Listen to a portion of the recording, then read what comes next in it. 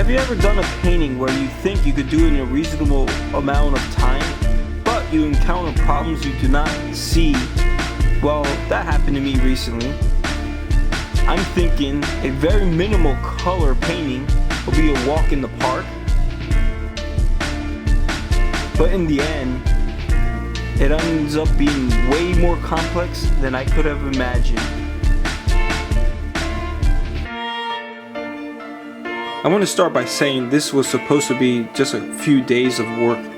My plan was to finish it before I left for Greece, late in April, but apparently a few days ended up becoming a few weeks. When I returned from Greece, I continued working on it, but didn't realize how much more work needed to be done. Plus, the painting in some ways started to take a different meaning to me, almost like an omen for the dark clouds ahead, unfortunately. As you can see in the beginning stages, I'm just laying out some colors, big blocks. I usually start with a grid, but in this scenario I did not, because I kind of wanted to do this more as a painting from my imagination, but using the photo as a reference. Yes, I used the photo very closely, but there's a lot of things I changed from it. One is the mountains. I wanted to make them bigger. Initially I thought I was going to be using a lot of black, or my version of black, but it seems like this painting is more of a blue painting. The sky has a nice dark ultramarine blue, and ultramarine is a color I usually don't use, but it has a nice red tone to it, so I used it heavily for the sky and laid out the groundworks for the rest of the painting. But in the top right corner I went more darker by mixing a little black.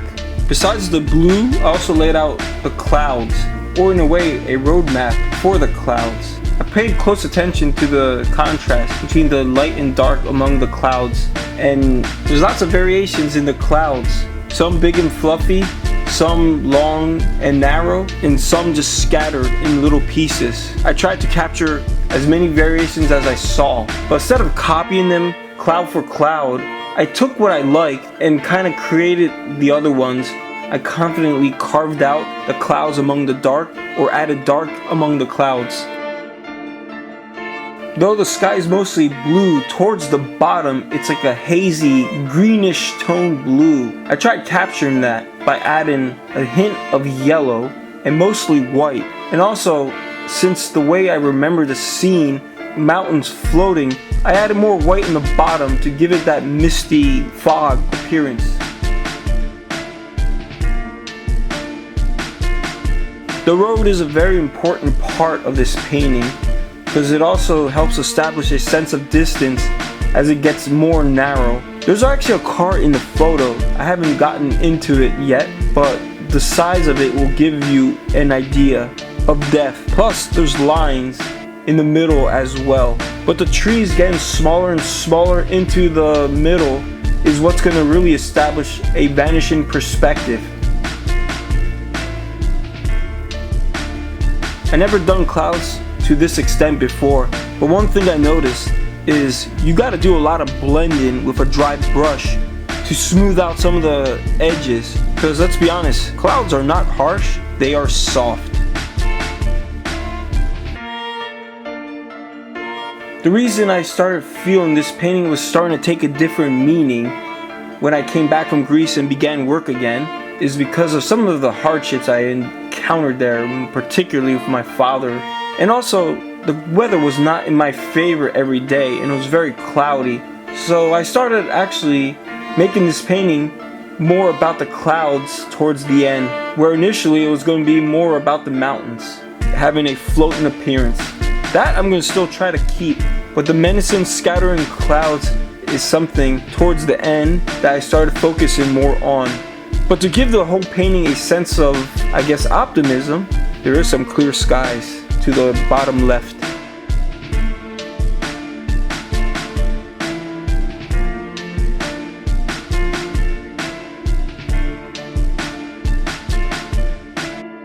I used a lot of repetition to establish the clouds in certain areas. It would be kind of tedious to try to copy them cloud for cloud, but once you get the hang of actually laying out colors and then going back and reworking them, it becomes a little more easy and fun. But the very important thing is to use multiple brushes. That way you could have some that are ready to use to lay darks or lights, and then others to actually go back in and soften them. Establishing streaks also is nice, but you can only do it when the paint is wet. So you have to take advantage of the paint being wet, because once it dries, some of the effects that you're trying to establish are not easy to obtain with dried paint.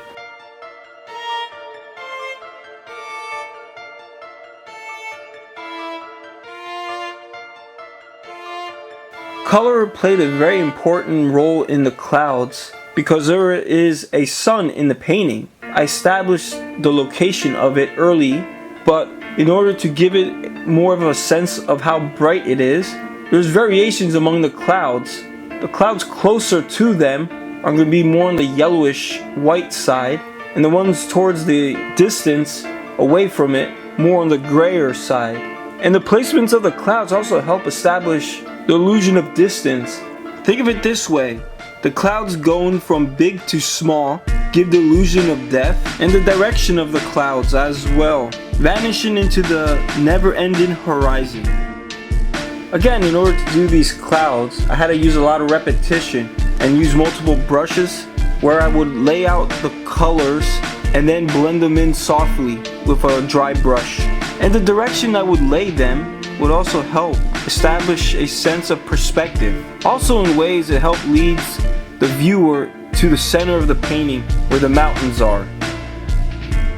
To give myself an idea of where the tree is, I first draw the main part of the trunk, and then I slowly start doing the branches. But most important thing is first, do the clouds behind it. I made a mistake, honestly, where I didn't establish the sky the way I wanted to early on, and later I paid the price by going back into the sky and also ruining part of the tree that I created. What I learned? Well, something I should have known. Plan ahead. The other thing I liked about the photo is the creepy trees. This photo was taken during the winter, so there's not many leaves on the trees, but the branches are all visible. Very tiny branches on top of branches. The key is variations. Again, I did not copy the tree branch for branch, but I did take some notable ones that I liked and then invented the other ones. It's a lot easier to do the branches when the paint is dry in the background. That way you could do the sharp lines, but if you want the branches to have a more faded look, do it while the paint is a little wet. But for the most part, I am doing wet on dry. But doing wet on wet does help if you want to push a branch or tree more into the distance, because the wet paint will allow you to do a little blending and softened edges. Where wet and dry, you can't do that, and it'll be very sharp. In this situation, it's good for trees up close. Besides trees that have no leaves, there are also other ones too that do have leaves. What can I say? Some trees have leaves year round. On the right side, I started establishing trees going smaller from the vanishing point all the way to the right. I also started laying out colors of leaves, and again continued working on the background. It's not very noticeable now, but this black I'm using is actually several different tones. I'm using more orange mixed into the paint for the stuff that's in the front, and I'm actually using a little more blue and white, a tad bit of white, to push the ones closer to the vanishing point into the distance. Here's an area where I said I paid the price for not planning ahead on painting the sky early on. Lesson learned, hopefully, for the future. Plan your paintings, ideally from the background to the foreground.